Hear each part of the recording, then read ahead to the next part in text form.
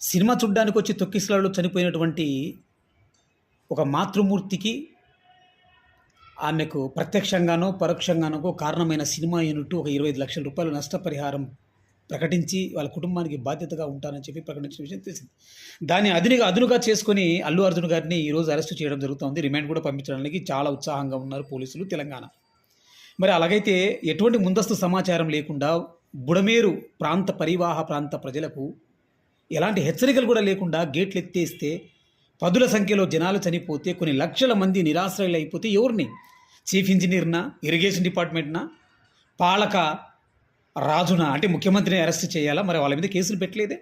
పుష్కరాల్లో కేవలం చంద్రబాబు నాయుడు తన కుటుంబ సభ్యులతో పుష్కరాల కోసం వచ్చినందుకు తొక్కిసలాట్లో 30 మంది పైచులకు చనిపోతే ఎంతమందిని అరెస్ట్ చేసినారు? ఎవరిని జైలుకు పంపించినారు? ఎవరిని బాధ్యులుగా చూపించినారు? కేవలం అల్లు అర్జున్ గెలుక్కుంటున్నాయి కొన్ని రాజకీయ శక్తులు. ఇది మీకే నష్టం.